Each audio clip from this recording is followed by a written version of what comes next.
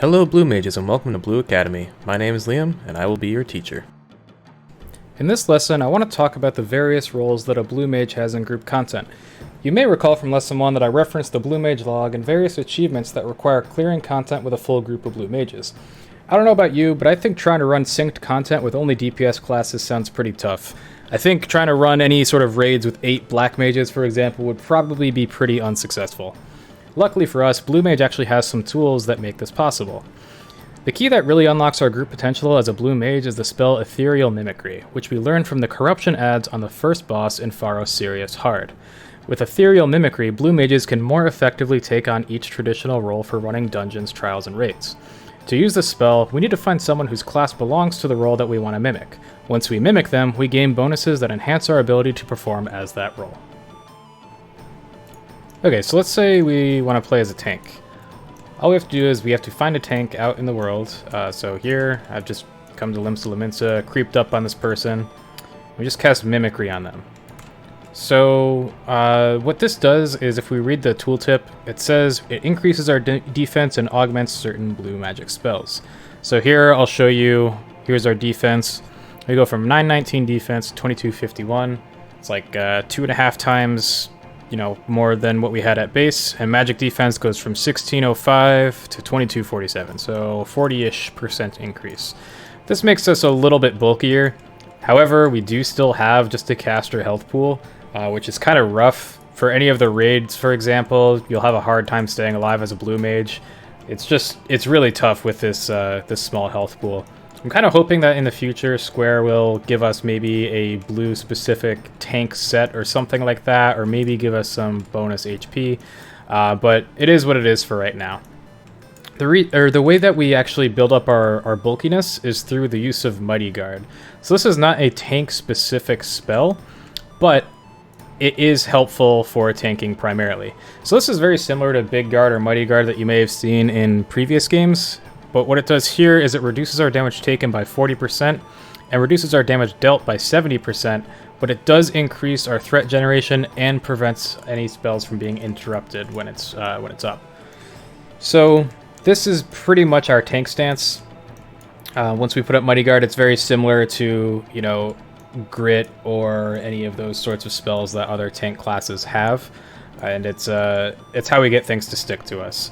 The 40% damage reduction is nice. It's similar to the trait that other tank classes get where they, take 20% reduced damage, but it's still not perfect. So the other part of Mimicry is it says it augments certain blue magic spells. Really the only one that gets augmented here is Cact Guard, and this reduces party members' damage taken by 5% for 6 seconds, and it gets buffed to 15% for, if you have the tank mimic. Now, to be quite honest, this is not very good. You can't use it on yourself, so you're still limited to only using Diamondback, which admittedly is a very strong spell for any of your, mitigation of tank busters. And in most content, you're really only going to have one tank mimic. There are some cases where you could maybe, want to have a healer cast Cact Guard on a tank to take reduced damage, but, it's still only going to be the 5% there. This is really not a very good spell.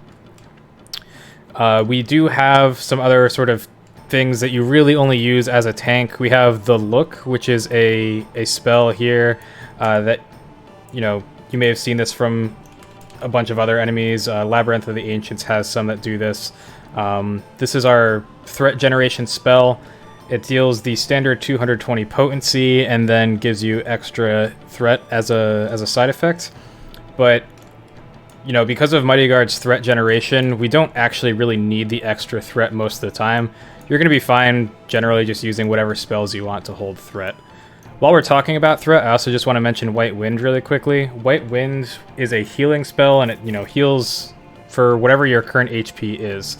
So if I am stacked up in a group of 8 blue mages and I cast White Wind and I'm at full health, that's going to be a ton of threat. So a lot of the time, if you're looking to just do quick threat generation, casting one White Wind is going to be your best bet. That's going to be your massive threat generation, and it's going to be hard for anything to, get pulled off of you. Okay, there's also Frog's Legs here, which is our taunt. This is an AoE taunt with a small radius, and it's kind of interesting. All it does is just puts you at the top of the threat list. It's not like Provoke that the tank classes have, which does a taunt and then gives you a little bit of extra threat.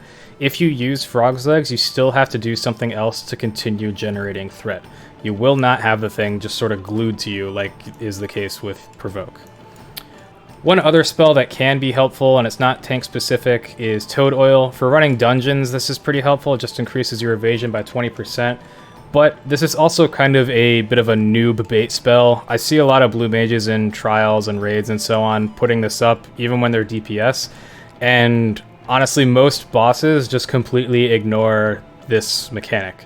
So a lot of the time, this isn't really that useful. You're not going to be saved by Toad Oil in most circumstances. But it can be helpful for any of your, just 4-man dungeons. Okay, now let's say that we want to play as a healer. So again, we just have to find a healer class and we will mimic them. So in this case, the tooltip says we increase our magic healing potency by 20% and we augment certain blue magic spells. So this is really the key to us being able to heal as a blue mage. If we're looking at all of our heal spells, we really have pretty much just White Winds, which every blue mage has access to. I guess every blue mage has access to all of these spells, but we'll see what the healing specific ones look like. So White Winds, this heals everyone for whatever your current HP is. You can get through pretty much all of the 4-man dungeons using no mimics and just White Wind, but it's not super clean. Our main spell here is going to be Palm Cure. So the potency is 100, but if you're under Healer Mimic, it gets buffed up to 500. So this is actually quite strong. So, if I'm targeting myself here and casting Palm Cure, you can see it's healing me for about a third of my health. It's pretty strong. And this is our main spammable spell. The other benefit to this is that it is spammable because of the mana cost. It's only 200 mana to cost Palm Cure, whereas White Wind costs 1500 mana. We can only cast 6-ish White Winds before we're out of mana. With Palm Cure, realistically, we're never going to go out of mana. We also have Gobskin here. This is a nice spell. This is our sort of shield. It's an AoE shield, and it also gets buffed as the, when we're as the Healer Mimic here. So it says barrier strength is increased to absorb damage equivalent to a heal of 250 potency when you're under the effect of Aetherial Mimicry Healer. So rather than the 100 potency that we get if we're not a Healer Mimic, we get 250 potency. So if we hit 8 blue mages in a group, this is effectively 2000 potency of healing. It's pretty darn good. And again, this is cheap, 200 mana, so, if you're a healer, you can just constantly throw this out. Our next spell is Exuviation. This one's pretty awesome as well, but it's kind of tough to use effectively. So this is our AoE heal. The base heal is 50, but if we're under Mimicry, it's buffed to 300. And one of the nice benefits of this is that it removes any debuffs that we have.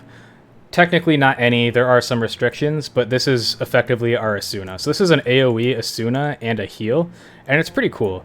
The main thing that is, kind of weak about it is the radius. It's only 6 yalms, so it's pretty short. That being said, if you're going in a phase transition in any sort of fight or anything, you can have everyone stack up and your healers can spam Exuviation.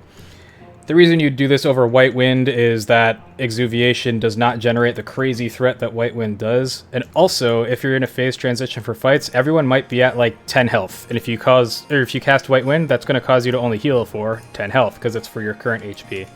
So Exuviation is really good for those sorts of cases as well. Now, Blue Mage healing is actually, it's pretty good. The thing that kind of is not great about it is that we don't have any OGCD heals. So we're pretty much just restricted to Palm Cure. You can swift cast Palm Cure if you're looking for, your panic button, but we don't really have a lot in the way of, emergency situations. This is kind of tough in some of the raid encounters, but in dungeons it's not really a big problem. Basically, with this set of healing spells and then whatever damage or utility spells you want, you'll be pretty set as a blue mage healer. Okay, so we do have one Mimicry that I haven't talked about yet, and that is the DPS Mimicry. So Blue Mage is technically a DPS class, so it makes sense that we do also have a DPS Mimicry. You can see this one says it increases our critical hit rate and direct hit rate by 20%.